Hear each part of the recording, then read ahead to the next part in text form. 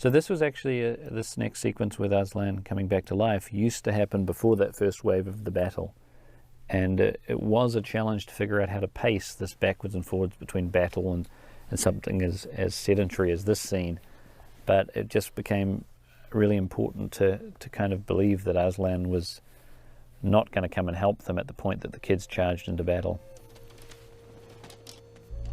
So cold. It's a really lovely moment, I think, between the girls here. Is a little look that Georgie does back towards Aslan that I just think really says it all.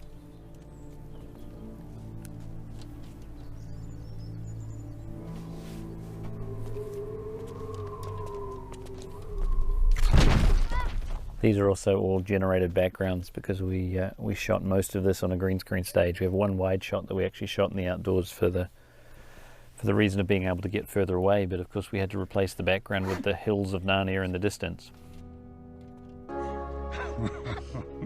This was a challenging moment in the story because it can very easily be read as kind of a na she didn't read the fine print moment when he says if the witch had known of the deeper magic.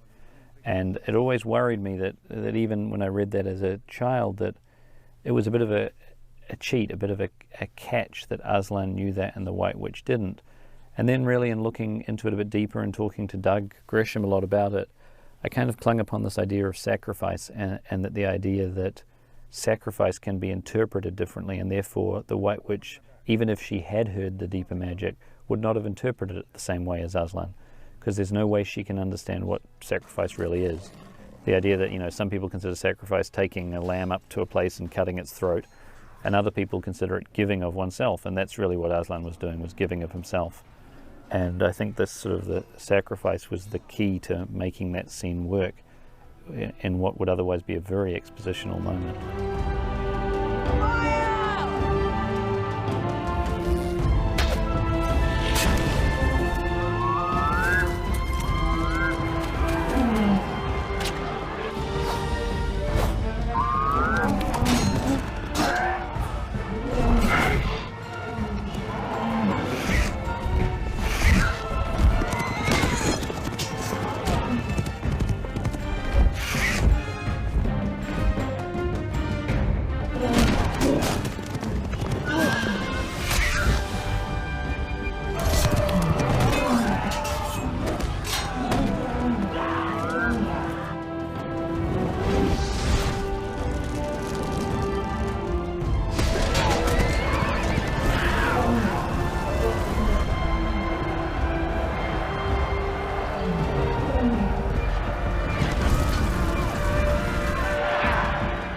One of the great things, or the really fun parts of this battle, was the fact that we weren't just dealing with one type of creature against another type of creature. It wasn't man against aliens or man against orcs or anything like that.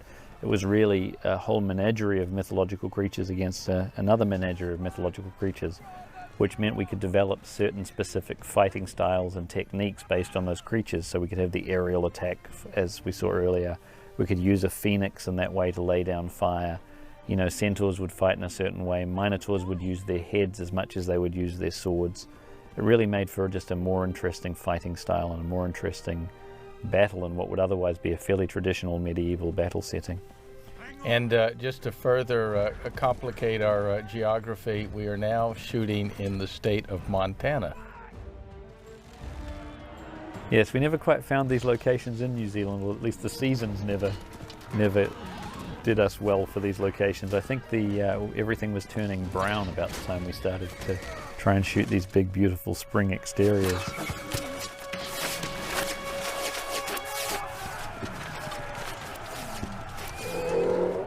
This nice symbolism of the witch wearing Aslan's shaved mane around her neck as a sort of trophy of the victor.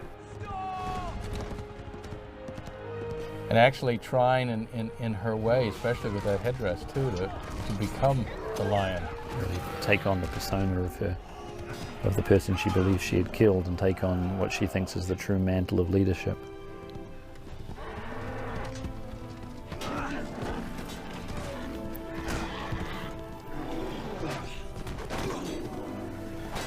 This again is just such a mixture of techniques. Ottman running here actually was Shane Rangi, who plays the Ottman, the main Minotaur character, did an incredible job of running in what was several hundred pounds of suit with at times a full radio controlled head that left him completely blind. And actually when he took that dive, cut his chin, had to have stitched about 10 stitches and did about 10 more takes before he even told anyone. Really just an amazing guy.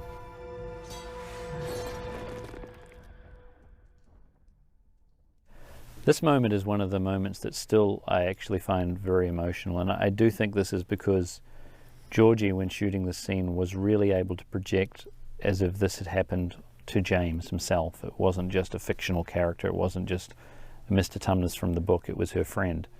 And so her little emotional outbursts, her little tears here were very real, and I think even while we were shooting it we could feel how real this moment was for her, and I still find it very emotional.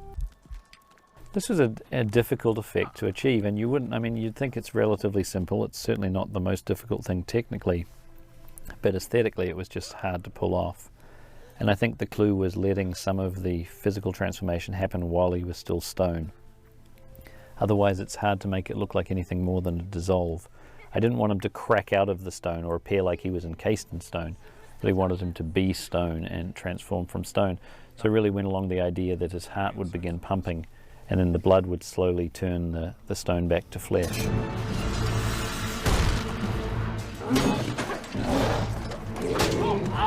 The last moment with Aslan showing up with the other troops was also a fairly last-minute addition, because I think there was still a question, even though we'd turned Tumnus back to life, there was still a question as to where all the reinforcements would come from. And we took a shot that had been intended just to be an Aslan shot and added the other CG characters to kind of indicate that he would have already have turned some of the others back to life, and also give more sense of the pace at which that could happen, because there's a lot of stretching of time happening at this portion of the movie. And now we're looking at a teenage boy's dream of an acting role. Both of them really enjoyed wearing the armor and the sword play. And Tilda and Peter here have a really wonderful. This is where all their training and all of their rehearsal paid off. What I like about the fight actually is how opposite they are in their fighting style too. That Tilda is so cold and composed, and William is so sort of gung-ho and into it from sort of a much more emotional standpoint, and it works with their performances.